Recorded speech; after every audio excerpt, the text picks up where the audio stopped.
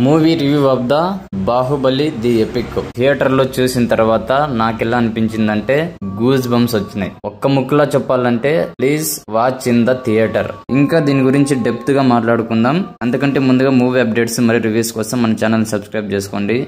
ఇక ఈ movie story అందరికీ తెలిసిందే. ఫస్ట్ పార్ట్ లో శివయ్యగా పెరిగిన మహేంద్ర బాహుబలి మాహిష్మతికి వెళ్లి తల్లి దేవసేనని విడిపిస్తాడు. అతని తండ్రి అమరేంద్ర బాహుబలి గురించి కట్టప్ప చెబుతాడు. బాహుబలిని కట్టప్ప ఎందుకు చంపాడు, 2 years ఈ సస్పెన్స్ తోనే వెయిట్ చేసి మరి పార్ట్ 2 చూశారు. ఇక సెకండ్ పార్ట్ లో బాహుబలి అండ్ దేవసేన లవ్, శివగామి అపార్థం చేసుకోవడం, బల్లాలి దేవుడి యొక్క కుట్ర, ఫైనల్ గా విలన్ యొక్క చావు. సింపుల్ గా ఇది స్టోరీ. ఆడియన్స్ ను బాగా ఇంప్రెస్ చేసిన ఈ మూవీ మీద చాలా రికార్డ్స్ అయితే ఉన్నాయి. 2 parts కలిపి 3 గంటల 40 నిమిషాల రన్ టైమ్ తో రిలీజ్ చేశారు. ఇంటర్వెల్ వరకు ఫస్ట్ పార్ట్, తర్వాత మిగతా పార్ట్. ఇక ఎడిటింగ్ విషయానికి వస్తే ఎడిటింగ్ అయితే సూపర్ ఫెంటాస్టిక్ గా చేశారు.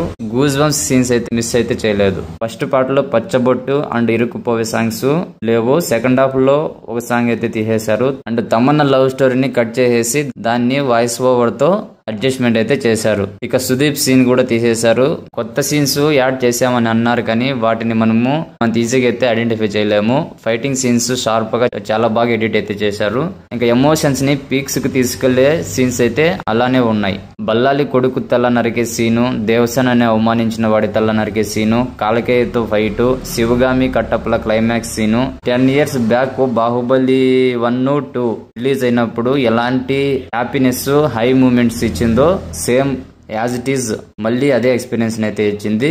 తర్వాత మనము బాహుబలికి మించిన గ్రాఫిక్స్ అయితే చూసాము. బట్ అప్పటికున్న టెక్నాలజీతో రాజమౌళి సృష్టించిన ఈ మాహిష్మతి వరల్డ్ అనేది కూడా మళ్ళీ మీకు కొత్త ఎక్స్పీరియన్స్ ఇస్తుంది. టెక్నికల్ గా తీసుకున్న వర్క్ అయితే మళ్ళీ ఒకసారి బిగ్ స్క్రీన్ పై చూస్తున్నప్పుడు ఫ్రెష్నెస్ అయితే వస్తుంది. ఇంకో ½ hour తగ్గించి ఉండాల్సిందే అని నాకైతే అనిపించింది.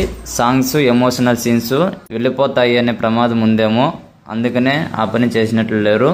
ఇప్పుడు ఈ రిలీజ్ ఎందుకంటే బాహుబలి కంటిన్యూటీ ఉంది కాబట్టి. ఇక ఈ యానిమేటెడ్ బాహుబలికి సంబంధించిన టీజర్ ని ఇంటర్వెల్ అయితే వేశారు.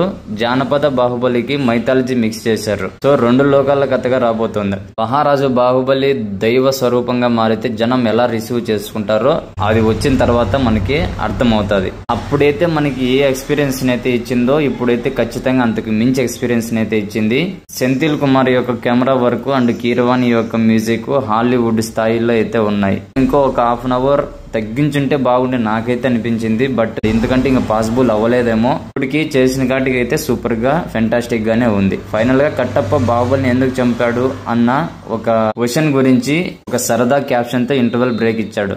అదేంటని మీకు తెలియాలంటే ఖచ్చితంగా థియేటర్ కి వెళ్లి చూడండి. బాహుబలి 1, 2 వచ్చినప్పుడు మీరు ఎంత ఎంజాయ్ చేశారో అంతకు మించి ఖచ్చితంగా డబుల్ గా ఎంజాయ్ చేస్తారు. అండ్ మూవీ చూసినా మీకు ఎలా అనిపించింది, మీ ఎక్స్పీరియన్స్ ని, మీ ఒపీనియన్ ని కామెంట్ సెక్షన్ లో కామెంట్ చేయండి. అలాగే మూవీ అప్డేట్స్ మరియు రివ్యూస్ కోసం మన ఛానల్ ని తప్పకుండా సబ్స్క్రైబ్ చేసుకోండి.